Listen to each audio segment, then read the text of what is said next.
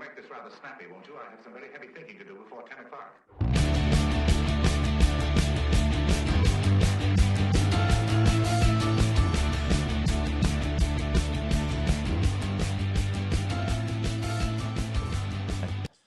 Hey, good morning, everybody. This is Terry. It's too cold this morning. You don't Yeah, have your mouth in I here know. yet. That's good morning, and welcome to Get It Right, Texoma. You're here with the trio, although you can't see him because he's out of frame right now. But Mike Hendren is the third of the trio, and this is. I'm Trey. Yeah, I'm Trey. And you're Terry. And I'm Terry. Yeah, and as always, like just mentioned, Mike is Mike Hendren, our podcast partner in the sky, is always with us, laughing at us. We know that every time, and we know he's wearing his cowboy hat. So. That's right. We go live, usually live, on this show every Friday morning at 7:30 on Facebook and on YouTube. Absolutely. And with local happenings, interesting topics, and usually a guest. Speaking of guests, this morning we have Arnold Ogden, who's the executive director for the Alliance of Arts and Culture in Wichita Falls. And I'm going to tell you, Ann's been a friend of the not only this podcast but the radio show going back for many, many years. And so she was on the TV. She was on KFDX. I believe she was a reporter on KFDX for a while, and she's been around Wichita Falls for a long time. Just a great person. And she's a great guest. Right. And then we do record this. So you can always go back and watch them all on YouTube. And now they're on for 30 days, apparently, on Facebook. So yeah, do it on YouTube. Yeah. YouTube lasts in eternity, I guess. There you go. Yes. Know. But anyway, so while Facebook's running out of space on their... Yeah, that's why I was wondering. They're trying to trim their MacTech solutions to try to get some upgraded... get some upgraded storage. Computers or whatever. Yeah, there we go. Yeah. So please chime in, though. They need to upgrade those guys. Commodore 124 or 128. Yeah, they can upgrade from those. Yeah, well, from the 64 to the 128 anyway. I can remember when I upgraded mine. You mentioned Commodore. Did you had one, didn't you? I had a Commodore 64. Then I upgraded to a Commodore 128. Did you know that Commodore has as the brand and the not so, I guess, a little bit of a company is still been in existence for a long time. Well, this guy that's been like a long time, I don't even know his name, but I've watched his videos here recently. He got a bunch of people, investors and things, and some of the original people who started Commodore, and he bought Commodore. Huh. So he's bought all the patents, all the things. They're making a new Commodore, believe it or not. I don't know that much about it, but it's supposed to be an updated. Big floppy disks you got to put. Yeah, well, you got to hook it up to your TV set.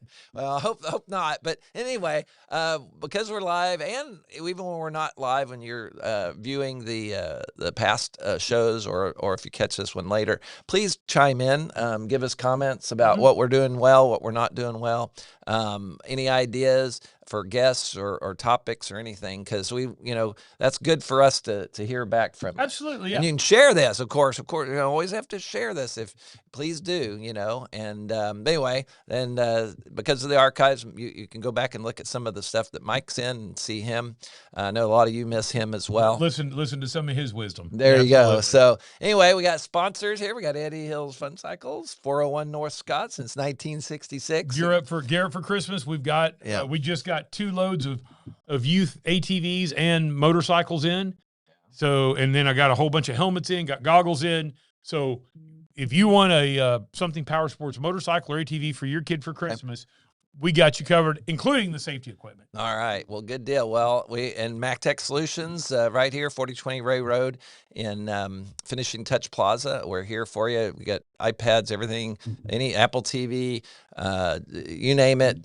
We can get it for you for gifts and Macs, of course. We're big on those. And we repair your stuff. If you no matter where you bought it, we can take care of you. If it's got an Apple logo, we can fix it. So that's right.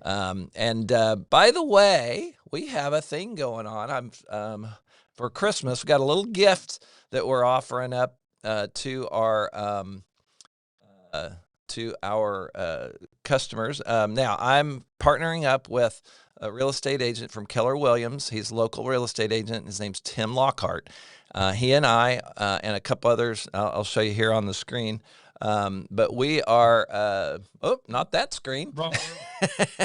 Let me get back here. Yeah. Decipher the camera input. Yes, there, I know. Yeah. Let's see here. Got to get my mouse. But anyway, Tim Lockhart and myself, we are doing it. I think that should be the right one. There we go. It's called Christmas on the Home Front. Now, I guess he missed a word there, but here we go. Here's that. You're going to be able to bring your kids, if you like, or grandkids, or anybody, and get some pictures with Santa. We got Santa coming. He's made a special trip from the North Pole. Can I sit in his lap? You can, and that's if you want to. I can't. I bet. Well, hey, some people can sit in his lap. Yeah. I can see Santa going, bullshit. I show up. Yeah, so he may not. Well, but anyway, if you happen to want to get a picture, and maybe you won't sit in his lap, but maybe you can get a picture with him, even if you're an adult, I'm sure they can probably make that happen. But anyway, so we got, there's some other sponsors on there, but it's going to be at Duck Coffee on the 13th. That'll be next Saturday. Which used to be Odd Duck. Yes.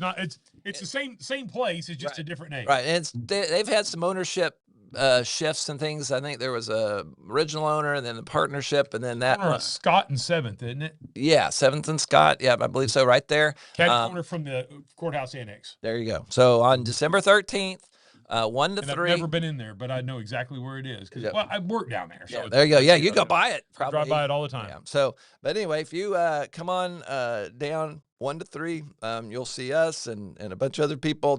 It's a meet and greet kind of thing. There you go. Cool. So we'd love to have you come. Meet and greet with Santa there. There you go. So we hope to see you there. Anyway, all right, let's get on to the next thing, which usually we do our local restaurant focus. Yes. And this time we've talked about them before, but it's been a while, so it's time to come back to Pat's Drive-In. All right. One of my favorite places in Wichita Falls. They've been there for years, right there on North Scott. Yep. Sorry, on Scott Street. They're not on North. They're on Scott Street. See, I don't understand that. The river is, if you're at the river, it's North Scott. Oh, as the numbers go up? Yeah. And then if you're between the river and Kell, it's Scott. And then as you go past Kell, it's East Scott. Holy. It's business 287. But anyhow, they're the big bus station. That's a relatively new bus station. They're right next door to that. But they've been there a long time. Right. They actually were over in Northside years ago. They've been around since like the 50s, I believe. Okay. Pat and her husband started it in the 50s, and it was a walk-up. I remember when I was a kid, you could walk up to the window back in those days. They had seating inside, but you could actually walk up to the outside of the window and all that. But they've moved over to where this used to be the old Steak and Egg many, many years ago. But they've been there. Pat's has probably been there 25 years now. But they have all kinds of great food. They have some of the absolute best burgers you are going to get. Oh, my goodness. My favorite is the Porky Burger. The Porky Burger. Which is a cheeseburger with ham as opposed to bacon. Okay. Yeah, interesting. It is really good. Their fries are great. Their onion rings are great. Wonder if that's on. I don't know if they got a picture of it or not. But anyhow. And then they got, apparently tacos. Yeah, I've never had their tacos. I didn't know that. They have chili. Their chili's really good. I've had that before. I'll have to go check out their tacos because I'm a taco nut. Oh, yeah. Look at that. Yeah. So, but they're great people. They've been there a long, long time. They're staples in Wichita Falls. And their hours, if you'll click over on their hours real quick. Oh, yeah, right. Oh, okay. That's the ladies that are running it now. And then that's a picture of Pat there in the little. There we go. So they're open at 11 every day except for Saturday and Sunday. They are basically closed they're on the open weekend. for lunch and dinner, right? Except for on Sundays and Saturdays. Because it's business traffic. It's probably there for the most part. Yeah. I mean, they support a lot of the people that work at the courthouse annex. There's a lot of people that go there. And so, when you go there, because it's not a very big place, right? And you drive by there at lunch, it is packed. Okay. So, but it's a great food. They're really good people.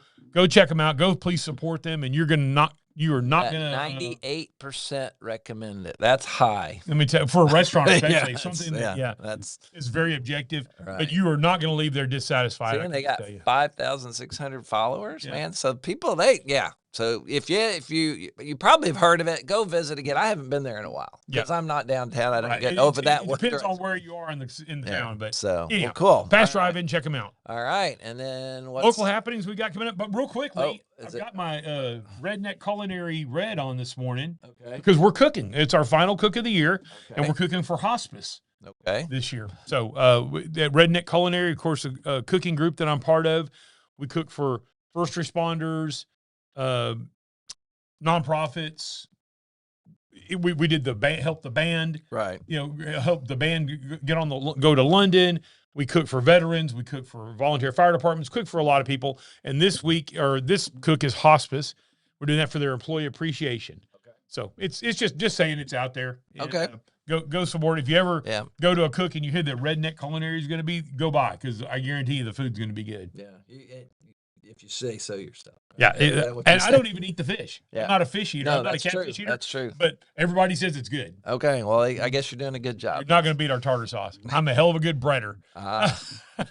So anyhow, right. So next thing. City of Lights Festival of Parade in downtown Wichita Falls is tomorrow, mañana. And this year is a country Christmas theme. The festivities start at 5. The parade starts at 7. It's free to attend, but there's going to be vendors with food and drinks and stuff. So obviously that's not free. You got to bring some cash or a card or something like that. But let me tell you, Wichita Falls turns out for this parade. Okay. It is packed down there. Goes about 4 blocks. Lots of floats get involved. And if you want a good spot, you better get there early. If you wait around and think you're going to roll in there about 6:30 and grab you a primo spot, you are dead wrong. Okay. So I think the best places to witness it is right between the buildings, right between Big Blue and the Wichita Tower. Okay. When do you have to get there? I don't know. Probably pretty early. But if you can get there, at 4 or so, you might be able. There's stuff going on down there. There's going to be vendor booths and stuff like that. But to me, that's the best place because the music goes through, the bands that march through there and everything like that. It's right there between those two buildings. It echoes. It's really cool. Or keeps it all in there. But you won't probably wait as long as you might in the Macy's. Thanksgiving Day. No. It's to get there. I guess you'd probably have to get there.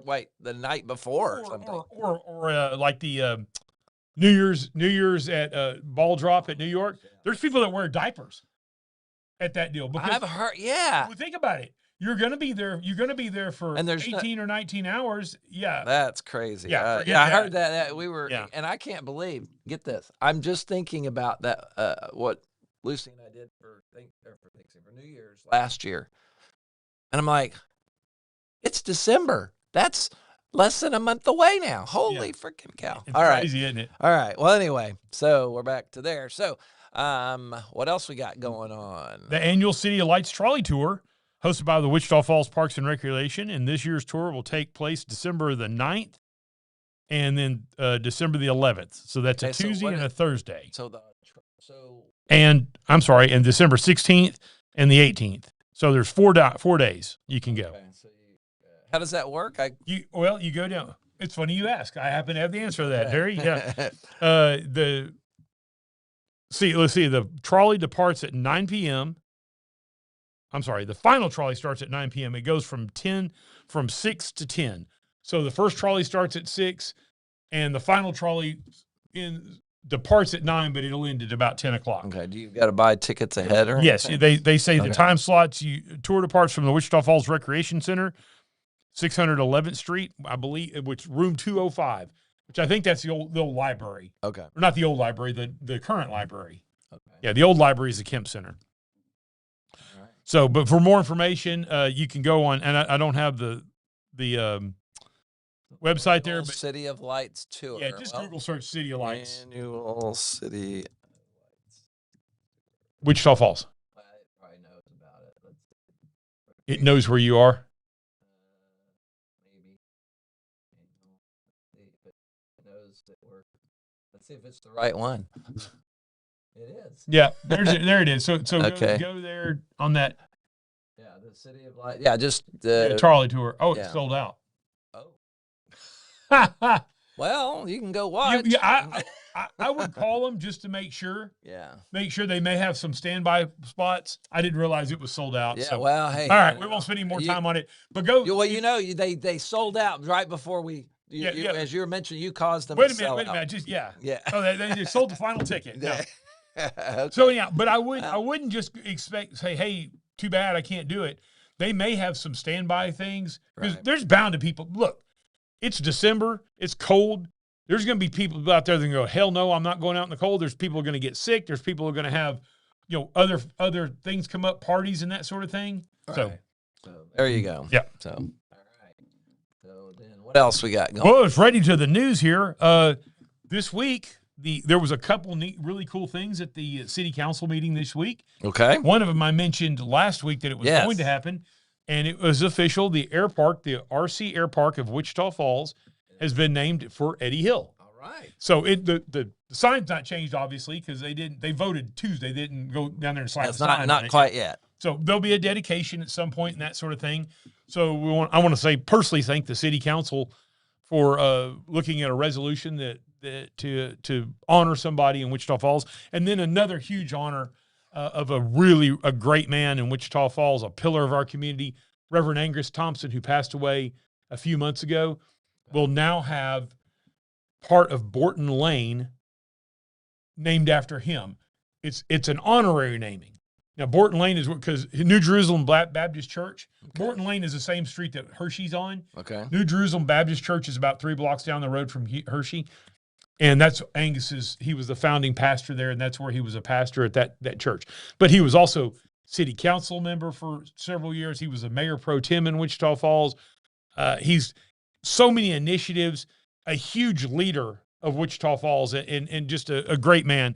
Okay. And so, but what they're going to have to do is it's hard to change a name of a street, because if you think about it, oh gosh, there's like 60 properties on that street. Everybody on that street has to change their driver's license, their bills. Oh wow, their whatever. Thought about that. Yeah, I didn't either. Yeah, I was thinking about. I first thought was Google Maps. Yeah. How they can find out, and who pays for that? The person who's applying for the street change, name change. Oh, wow. So it's not cost effective to do that. But so what the city has done is they've come up with a plan to do some honorary street naming. So the people that live on Borton Lane's driver's license will say Borton Lane, but there'll be some street signs that honor. Right, that'll be like a supplemental. Yeah, it might be white, or they like certain parts of town they have a little specialty street sign or whatever. Well, Martin Luther King is it really? No, it's Martin Luther King Boulevard. Yeah. Oh, it is. Okay. It's not a. No, it's not East Side Drive. Okay. It's an official change. Okay. But you think about it. Well, look at that guy. Hey, look. Yeah. I didn't even know. Yeah, this is. Well, they got ugly on TV. Oh, well, I haven't.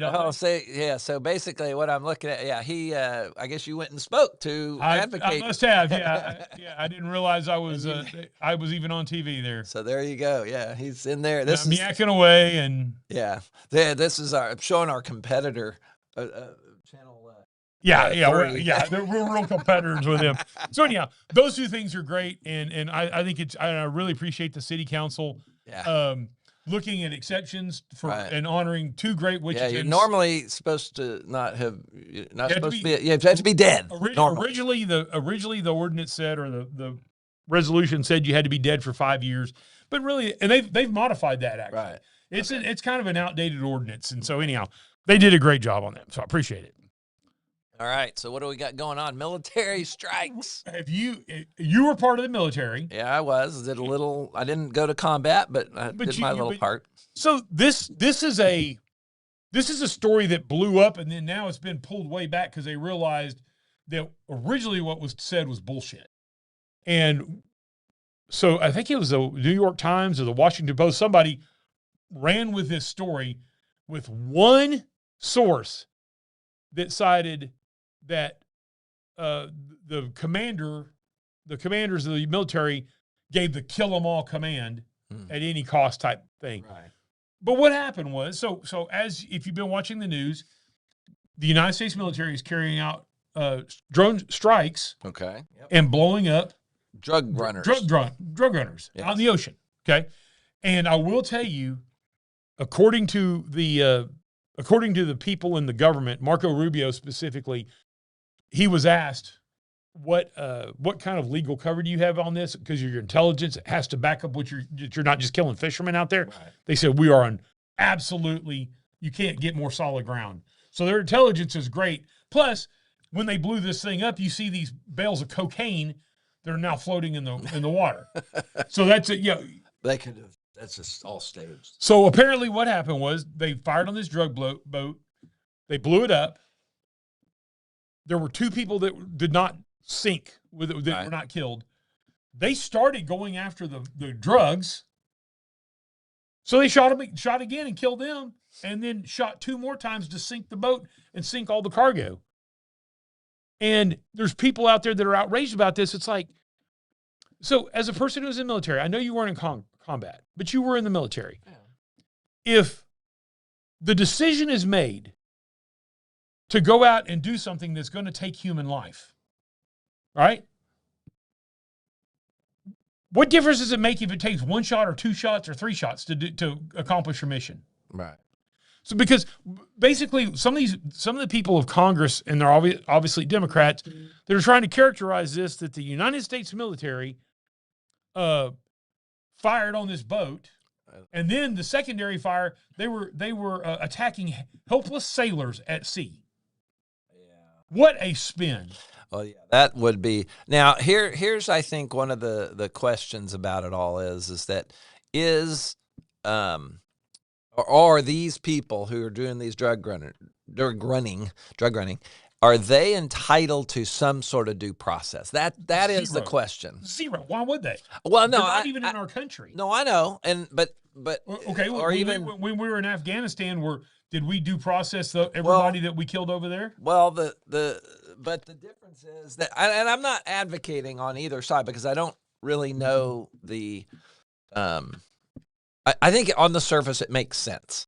It does. Mm-hmm. But you know how sometimes laws, and there's especially in our country, the whole thing, innocent until proven guilty and all that kind of stuff, that we try to do things. But on the other side of that, if you are going to go and intercept a drug runner in the United States, even on a truck, you're not going in. You're not going to leave your guns behind. No. Now, the objective is not to blow that truck up as it's going down 287, right? No, you're not going to do. But I think that, and again, I'm not advocating necessarily for either side on this, and I want to know.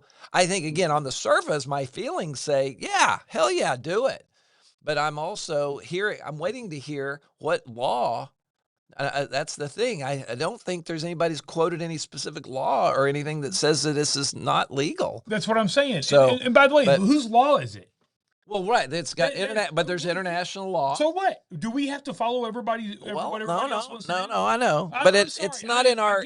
It's not directly in our jurisdiction. Directly, yes, we know they're coming. It is. I completely disagree with you. So if we knew that somebody was coming to America to create a terrorist act, would we be? And we had intelligence. Right. Well, that's the difference. Well, it's the same thing. Right? Why is this different? Is it a terrorist act? It is. Well, I mean, again, I agree in concept in terms of my feeling of what I think would be the right thing to do. Yeah. But my question is not so much about. I just want to know what the law, whether it's international law or otherwise, and it may not even address it. And so then there leaves the gray area. And if there's gray area, and if assuming our intelligence is absolutely right, and that sounds like, if you believe him, of course, if you're not on that side, you're not going to believe Marco Rubio anyway, or anything in the administration. But basically you have that, if you have your cover, then I have no problem with it. I think it's great. I'm just curious about if international law or any law somewhere addresses that, and it probably doesn't. That's the issue. Here's the problem we've had, Terry. We've had this quote unquote war on drugs, and we've never really gone to war, and we've never done anything. Yeah, we've never done anything about it. By the way, there's a video that surfaced recently of Joe Biden in the 80s or the early 90s talking about, we need to go after these drug dealers where they are. Hit them where they live. No. Let them get on our source. Well, now the thing is, though, but here's the truth too. Let's open this up. What are these? We have a nice little town called Olney, Texas, mm-hmm. and there's a nice little airplane manufacturer there, mm-hmm. and they make little drug interdiction airplanes, and they put. If I understand, I'm thinking they put guns on them. I'm sure they did. And somebody has got, so they're running along the border and stuff over land, but those things get shot at. But they also spray. They're crop spray. You're right. Right. They air tractor. Yes. Made crop dusters. Right. But these are planes that are very powerful and can fly very low and accurate. Right. So, but anyway, we're getting way down the weeds. Well, they kill the weeds, right? But anyway, But what I'm saying, I'm simply saying is, I don't have a problem with this. I don't believe somebody who's not in our country deserves due process. And by the way, I don't think if you're here legally, you deserve due process. Illegally, I'm sorry. If you are here legally, if you are in our country and you are legal to be here, you deserve due process. If you are not legal to be here, you do not deserve due process, in my opinion. Right. Now, you deserve human rights, basic human rights. In other words, I don't think a cop should be able to come over and put a gun in your head and just shoot you because you're here illegally. Right. I don't think that's fair. But to say that you owe due process, so if a law enforcement officer catches somebody here who's illegal, to say that we have to let that person stay here until we get them a court date. Right. Bullshit. Oh, no. You ship them out. Right. You ship them out, and if they want to get a court date, that's fine. You go wait in your home country or somewhere else. Right. Then you can get your court date. No, I'm with you there. Yeah. No. It's the same thing. They're not afforded the same. Right. But we have direct. If if you're here on a green card or on any other reason that you're here legally but you're not a citizen,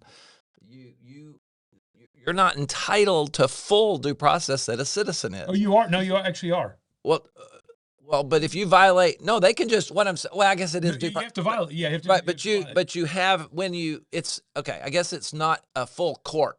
It's not like No, but it's due process. Right. They have a right to due process. Right. The only thing that really, if somebody's here legally, they can't own a gun, right, and they can't they can't vote.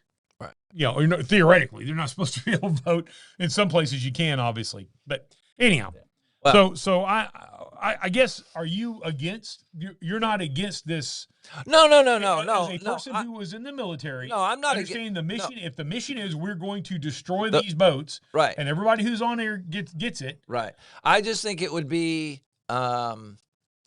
If it's explained to the troops, maybe it is. Maybe that's what it is. But I would like to know specifically a little bit more about the legal cover they have to do it specifically. But on the other side, that is completely inappropriate for the members of Congress, including Kelly, Mark Kelly, to encourage people to turn down these orders because they think that they're illegal, right? Orders. Yeah, I agree. You have now. Let me ask you this, just to verify though. As a military, when somebody's in the military and they're given a direct order that is clearly illegal, they have a right to refuse that. Right, order, clearly, yes. Yeah. But that's the right. I think you have a duty. Right, you have right because you could go to jail or. Well, not just that; it's just morally wrong. Right. You've sworn to uphold the Constitution, right? Not uphold General right so and so. But I don't. I just find it would be very difficult for me to believe that we're going to hold the pilot or the enlisted gunner or whatever. Because if this later somehow is determined it was illegal. I don't think they're going to go down to that person. I don't think they could. No, because it's not clearly. It's right. That's the thing. Of course, we're not lawyers either. I don't know if it's reasonable. A reasonable person would say, if you're in the military and your commander goes to Terry and say, Terry, I want you to go kill Trey. He's a bad dude. You go kill him. Right. You're going to say, no, I'm not doing that. Because what did Trey do? He's a bad guy. He's right. Whatever. But go rape and pillage a village, just because, and right. There are some has things happened in Vietnam. Yeah, there are some things stories that are clear. But then there's things like this. It's like, you've been given an order to make a strike. We've run this through our legal and our chain of command. I think you've got cover, and I think you ought to follow the order. Right. If you run up on somebody who's giving up. Yeah, you're not supposed to just shoot them. Right. And that's, yeah. Even though I have to me, that's a depending thing. In my mind, if this is somebody, I don't know. Yeah, if he has something strapped to him, yeah. There have been military people who've been killed. Oh yeah, because somebody went to surrender. Right. Oh yeah. That's your training. That's where you need to. They have to. There's things that they can do to make sure. What I'm saying is, I agree that if you were in combat and a platoon of people surrenders, you don't go mow them all down. Right. But if one person just shows up out of the blue and said, hey, I surrender. Right. You got to be careful. Yeah. I would be like, you stand 100 yards away and I want you naked. I want you down to your skins because I want to make sure. Exactly. That's exactly what you probably should do, is that you have to take precautions. You just don't go, hey, and then no, not like a cop is going to run up and just, because this in war, you could have an explosive you can't even tell. Exactly. Absolutely. Yeah. So, okay. All right. Our guest should be here pretty soon, but we got a couple more stories we can keep rolling with. Yeah. Former Wichita County judge he was not the county judge. He was a judge in Wichita County. Okay. A legal judge. Yes, a regular He was 30th district court judge, is what I should say. 30th district court. Who is this? Bob Brotherton. Okay. Has been tasked, and he's retired now, but he's been appointed to preside over the divorce of Ken Paxton. I bet this is appointed over the divorce. Okay, that's interesting. Yeah. So Ken Paxton and his wife. He's the attorney general, and she's a state senator. Okay. But Bob Brotherton, who's a great guy. I mean, I was in Rotary with Bob. He's a really good man. He's been appointed to be the judge presiding over their divorce. I think they have a contentious divorce. Yeah. And I've never heard of that. I messaged Bob a couple days ago and I said, good luck with that, buddy. Yeah. Oh, Ann's over there is already reacting to that news, isn't she? Anyhow, come on in, Ann. No, we did a live swap. Yeah, do you know we live stream now? Yeah, we live stream. I don't know that. I've got a kid that had to drop off at school, so sorry I'm a few minutes late. That's fine. No problem at all. So, all right. So that's what it looks like now, and then that's what it looks like. So you've got your name on it? Your name is there. Yeah. Yeah. Just like, hey, just bring you memories of being in the studio. Yeah, totally. This is nice. It's warmer in here. Oh, wow. Not so much. Oh, yeah. That was like a warehouse. Yeah. It's so cold in there. Yeah, it definitely is. So there were many mornings where I had like fleece. Had a blanket on or something underneath my dress or whatever. And if you even had you might have shorts in during the summer. And no, I would never. We're talking about her reporting days, by the way. We already we said earlier, so people that didn't know you were a reporter at KFDX. Yeah, I was, and KAUZ. Oh, were you both at? I started at KAUZ right after I graduated college. So I didn't realize that. For about a year, and then I got out, left, and went and worked for Budweiser. Out? Yeah, I was on the beach. Okay. And then I missed it. I missed it a lot. Went back and was there for another 8 or so years. Channel 3 is what I mostly remember you on. Yeah. And by the way, I remember you being in some cold mornings out reporting some. I was just thinking about that when I was pulling up. You guys would be up in the radio station just above where I would stand a lot of mornings at Kell and Kemp. And we'd get honks, and people were. I don't remember. You were a honker. Yeah. At one point. I'm still a honky. Yeah. But no, couldn't say that. Hey, let's move your microphone over there because I want to see your face. There's a funny, point it toward you. There we go. There was a funny one. There was a particular morning that you were live and I didn't realize it. And I drove by there, headed to the studio, and I rolled my window down and said, "What are you doing out in the cold, Ann Arnold?" And you said, "I'm standing out here reporting live, Trey Sorella." You had people call me, go, "What the hell were you doing yelling at her?" I was so cold, and her. I knew it was you, so I was okay with being a little bit sassy at that 5 o'clock hour. Yeah, you could be a little sassier. And it probably wouldn't end up on YouTube back in the day. Yeah, this would have been probably pre-YouTube days. Yeah, I'm reporting live, Trey. Yeah, it was funny, but anyhow, so you're here to talk about your position, the arts, the executive director of the Wichita Falls Alliance of Arts and Culture. Yes, that's a mouthful. You did great. That's pretty Very good, impressive. I am so paranoid that this is not close enough to me, Terry. No, I've got audio. He's got your sound. I won't worry about that. That's not my. Sorry. Yeah, I'm the engineer here. No, I know. No, you're good. No, I was checking. Okay. What are we doing? You got the name right. Good job.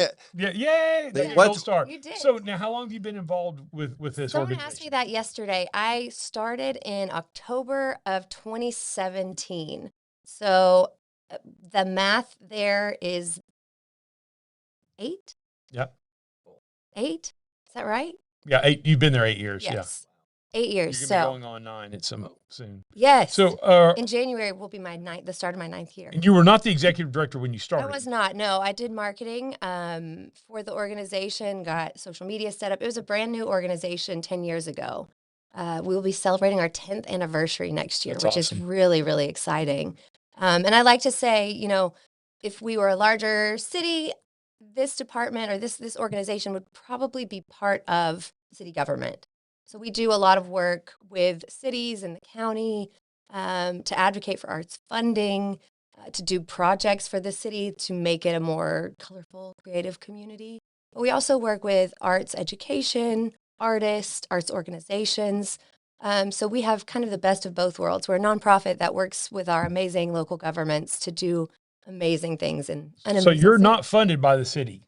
Well, I mean, you might get some grant money, but you're not 100%. We're not fully funded. No, right. We depend honestly on individuals and corporations and the good people of this community to get us through. Foundations certainly, and we do. We receive state funding and prior to this year, federal funding. But that is not the case this year. So, but it's good. We are here to bring more art to more people. Okay, so tell us about what's going on. We're almost to the end of 25 here.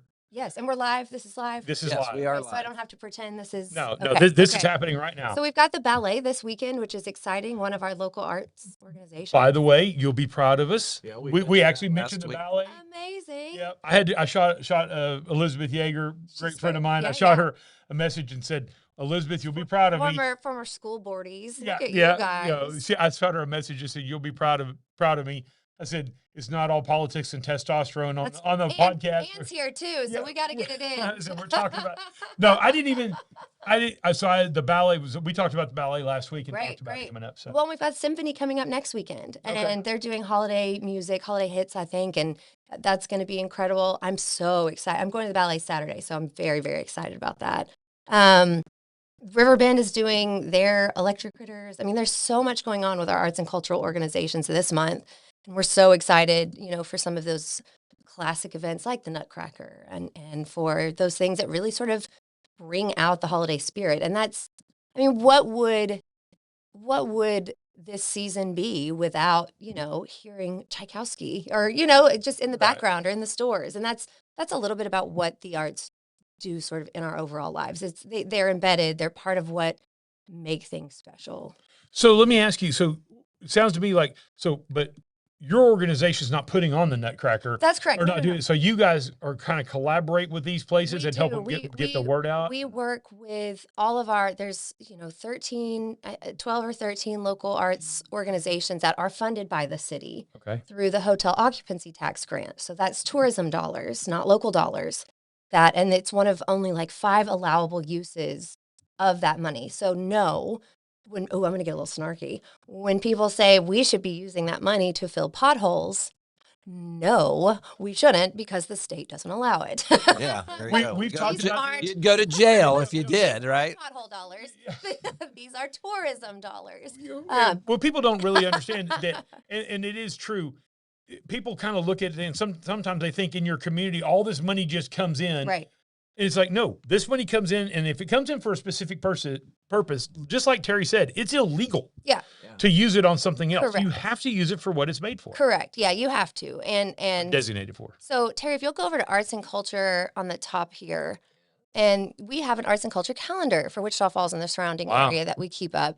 And so you can see at wichitafallsarts.org, we want all of our organizations here to be successful so that we're bringing in tourism dollars so that people are coming to Wichita Falls, staying in our hotels, so that they will go to these great events and things that are happening. What's the Murder on the Orient Express thing? Oh, see? Learning things. I didn't know about that. Ken Ludwig's a great playwright. He does some really good. Where's this at? Oh, is it a the play? Wichita Theater. Okay. Okay. So we've got all of these events. And it's not just the nonprofit groups. If there are concerts or artists have exhibitions or just whatever it is. But the point is we help market these events and talk about them and have them on our calendar and encourage people to go so that we can ensure more money for the organizations or we can advocate for more money. The city decides. I don't decide, unfortunately. You can laugh. It's okay. We need $25 million. We need $1 billion. Yeah. So they can hopefully get more money every year to bring more people in. You hear any regional or state news organization that you're reading or listening to is talking about how important tourism is going to be. Like the World Cup, for example, coming up. Those dollars help communities, and it's not just through arts and culture. Again, that's one of 5 or 6 allowable uses. But those funds are going to be more and more important as they are outside dollars. Whether cities are growing or not, it's not dependent on that. It's people coming to your city for the cool things that you have.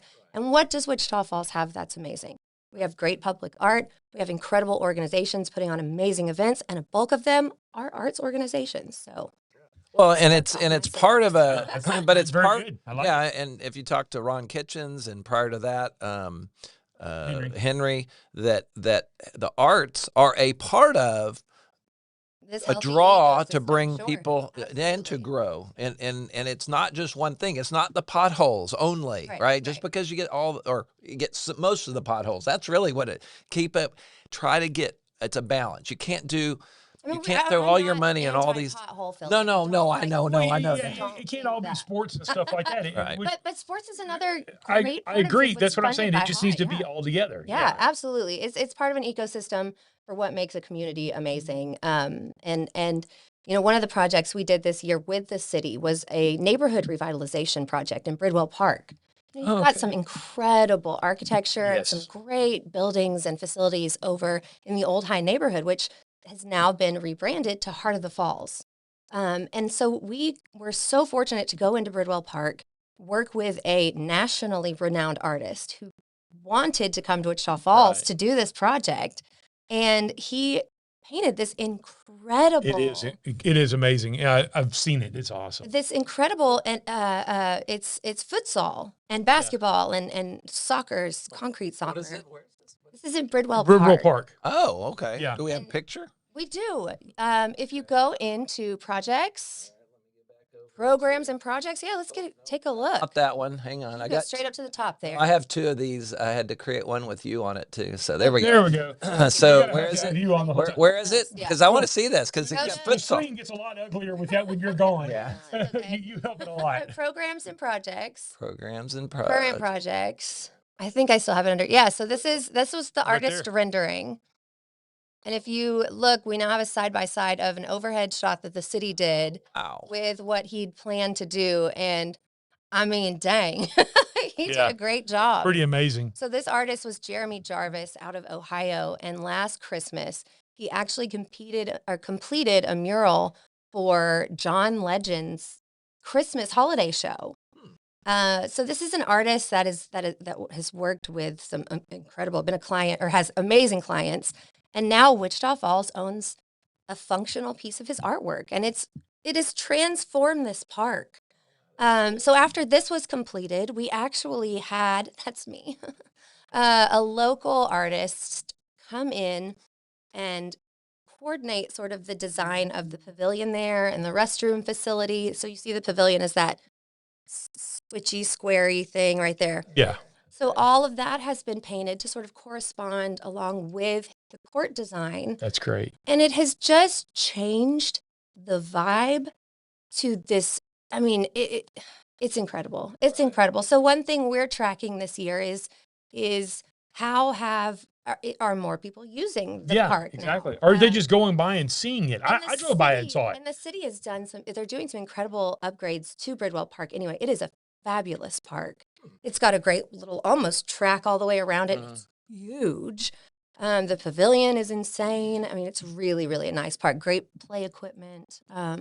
So, and they're putting in baseball dugouts and sportsing things. Just kidding. My dad would kill me. Yeah. Baseball. They're like fixing backstop, the diamonds. backstops. Yeah. That's the word. There you go. Yeah. So it's really, really, they're investing a lot into the revitalization of this amazing neighborhood as it is. It has so much history in our community. Lots of history. You're absolutely right. And there's some beautiful architecture. You're absolutely right. I mean, those homes, those bungalows and that, oh gosh. And even the larger, oil era mansions that are over there. That's the epitome of our history. That's the Google Maps of it above. So that's before it got painted. I love a good map, Terry. Yeah. Great. So so they can, so this was all, hopefully that'll get caught on the next flyover. On the next satellite upgrade. Do I need to punch up Elon and tell him get his butt over here? Yeah. Yeah, right. Yes, yeah, right. Do. Yeah.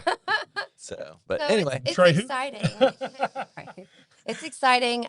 We're hoping to do more projects like that in more places in the community. Again, we're a young organization. One of my goals for next year is to go to all of our city council districts and have sort of an arts town hall. What do you want? What do you want to see? What kind of art do you imagine, or history, or exhibit, or cultural, or what do you want to make your neighborhood, your district, your community more vibrant, more beautiful, more? What can we do to add to the history of already amazing places in the city? That's awesome. And we have so many good local artists as well. So many. I know so this gentleman came in from Ohio. We do have people that come in. And we want that. Now listen, if you're making a collection of art, which is basically what we're doing with the city, you absolutely want your favorite folks in there and local artists. Yes. And we have tons of amazing art, and we need more. But you also need those pieces like Eddie Dixon did the Charlie Ferris sculpture. Right. Came in from Lubbock, who has done bust of Colin Powell and at West Point and the Smithsonian. It makes your collection richer, and it adds to the importance of the pieces locally. And so, of course, I can't go anywhere now without looking at the art and seeing who's doing what and how we maybe are stacking up compared to what they're doing. And we have a world-class collection in Wichita Falls. I'm so proud of our local artists. Absolutely. And it's amazing the work that's being done with businesses and with the city, and it's fun to watch. It's good to see. Good energy. Let me ask you, has anybody ever, and maybe you have this, but if you don't, has anybody ever thought about having like a map in Wichita Falls, an art site map to where? Well, Trey, funny you should mention that. We actually have mapped out, and we need to update it. And we now that we've gotten past our big event of the year, the ACE Awards, we need to update it. But we have an art map with murals in a 9-county area. Oh, wow. So we'll be updating that a little bit as well. And people can add to it and let us know what's missing. So if somebody was interested in coming to Wichita Falls of this area, and they're art people, they're into art and things like that, they can go to your website. See where the public art is. See where the public art is so they can go see them. We actually, Terry, if we can look back at our... Oops, wrong. Hang on. To see how the sausage is made. Hey, Yes. close that OnlyFans. Yeah. Close that thing. Yeah, there we go. Okay. So we got If you go into art and culture and then art in public places. So we have here... Oh, cool. Murals and sculpture in Wichita Falls. By the way, I did not know this was I know. I feel like you're setting me up beautifully. Yeah, well, that's I'm my not job. mad at it. Yeah. Again, we need to do a couple of updates on this, but our cultural assets cover a pretty wide region. That is a map. But we also, for Wichita Falls, do have on that other page a look at what the murals look like, the addresses. Oh, that's exactly, that's what. Oh, yeah. So we've Right. got all of this listed on our website as well for the community to use and see. And it's, I always love around graduation time. So we're there. Right. When we start seeing people post pictures with these murals and with some of the local work that's been done. And it's just,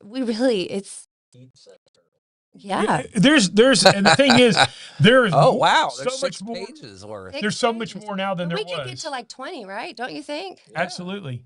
Yeah. I can remember when my kids were in school and they graduated. I think my oldest two graduated 2010. You think? I think it was right. Yeah. Something like that. 2008. They graduated in 2008 and they both took some of their senior pictures downtown and stuff, but there's so much more to offer on that now. Absolutely. Backdoor Theater. I saw that one when I went to the Backdoor Theater a couple of weeks ago. And that was done during COVID. Wow. Some of these projects and some of these pieces that are not even ours, they will flash me back to a very particular time in my life when they were completed or we worked on them even.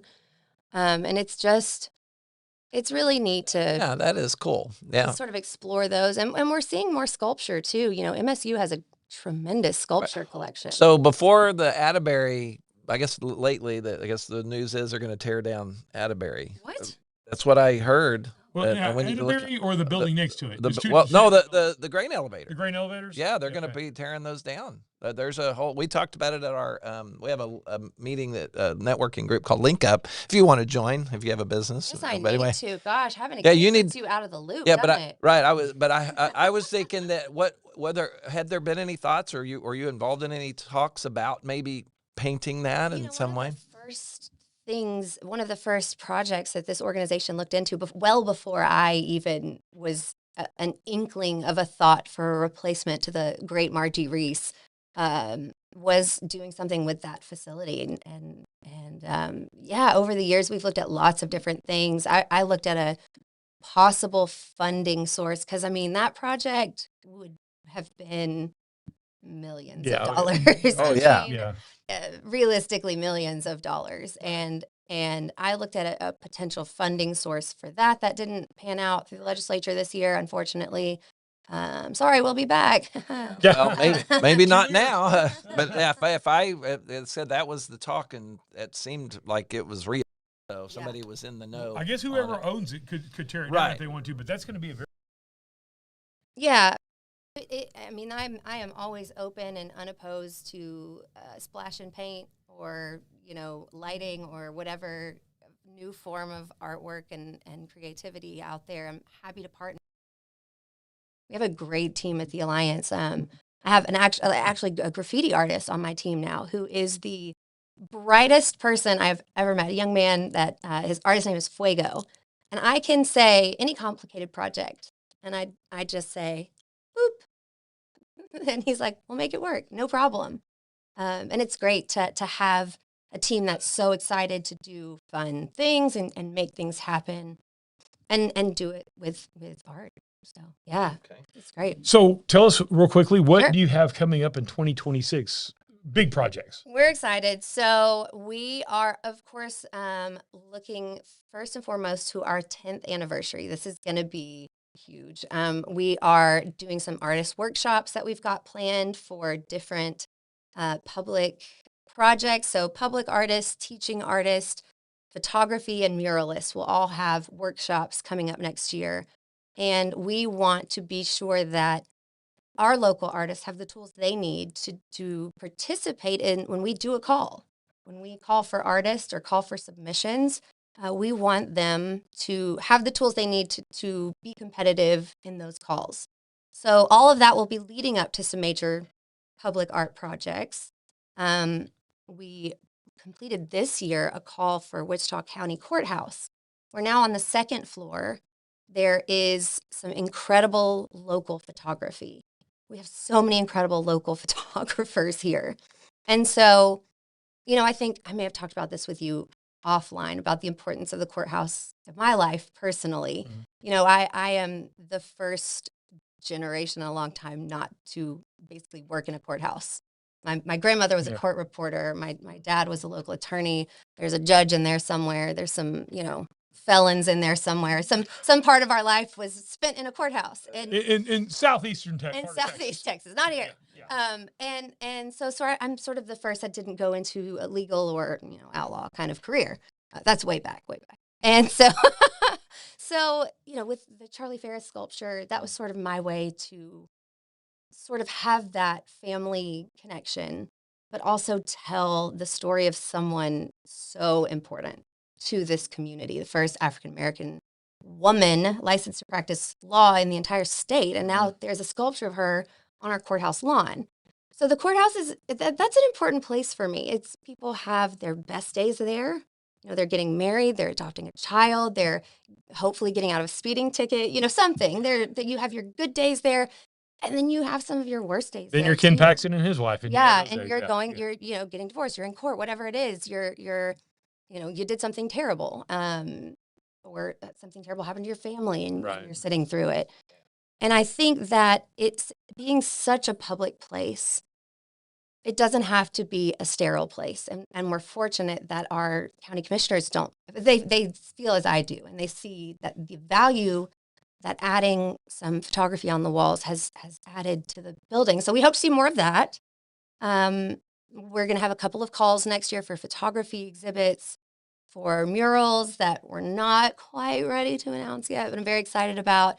And of course, our big event is the ACE Awards, which is going to be in October. We've got some big surprises for that because it is our 10th year. We're looking at a huge guest that's going to come in, 2 guests that are going to come in that are big deals. When will those be announced? Well, you know, I hope by May. Okay. I hope May. And that's so something for people to look forward. I was just trying to figure out a timeline for people to look forward to. So May, but that's also when we're going to announce when those nominations open. You know, we want people to nominate their favorite artist in town, artist of the year, their favorite art teacher, their favorite business that is supporting the arts. Yeah.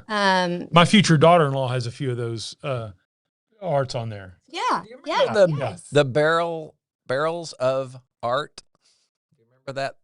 There was an auction a number of years ago. I bought one of the. I don't. Yes, they had 55-gallon drums or barrels. It wasn't Barrel of Monkeys. No, was this during the rain? We pray for rain days. No, I don't remember. It probably was during that time, but it was. What's that center right there at 9th and Scott, just on the corner, across from the old AT&T building and the red brick building that's the Bank American National now, and then 9th and Scott. Anyway, that was where there's a little event center there. Okay. Anyway, it was there, and I'll show it to Center you. Point. Center Point. There you go. And it was the barrels of art. and they had a whole I'll show you. Remind me, and we've got the barrel out there. It's really cool. Yes, I bought one that's really unique. But anyway, I was wondering, I don't remember even who sponsored that, but it was pretty cool. I'll find out and I'll get back to you. But it was, So it may have been part of the water because we thing. all had those big gallon. Right, it might have been. We were catching our rainwater with for our gardens. Well, as we're winding down, we really appreciate you coming in and talking about the arts and everything. This is days like this sometimes are a little bit, they hit me a little bit here because this is the first time you're on without Mike being here. Oh, yeah. And, so many years on the radio and even in the podcast and everything. Yeah. So when we have a guest it's her first time in since Mike's been gone, it kind of brings back a lot of the views, right? So that you can get people to see me being emotional. No. Yes, I don't have tear ducts. Thank you very much. Yeah. Mike, y'all were so great about keeping me informed on that. Mike was, a fellow journalist and someone that cared about this community and someone that I saw, he was like the curmudgeonly version of me. Yeah. He cared deeply, but was so grouchy about it. He was so dang grouchy about it. Yeah. But he cared a lot. And I think we've had a lot of, oh, heck. Yeah. Yeah. He's with us all the time. Yeah. He's right over my head. head. Yeah. We've had a lot of loss, in the last year in the arts community too. Vicki Milam was an amazing local artist. Flynn Backus was a friend of mine at KFDX. I'm not going to put him quite squarely in the arts community, but I was working on him. I think he would come around too. Oh yeah, no, he was a community person. We should call it that. Community. He really was. He just cared and wanted the best. Did a lot with for the community and gave the Cowboy voice. True, right? Yeah. I mean, he was. You know what? You're right. Yeah, he was big on that. We were on that committee together, so yeah. But it was just he also gave a voice to a lot of nonprofits and that sort of thing. And I was always so appreciative of. I mean, and I still am of you guys, obviously, but you know, yeah, what a year. Yeah. So, well, anyhow, bigger and better next year. That's right. We're all going to stay healthy and safe and roll on 26. No unexpected dumb things are going to happen. Knock on. There's no wood. Well, that's all wood right here. Okay. There you go. Yeah. This is wood underneath it. Yeah.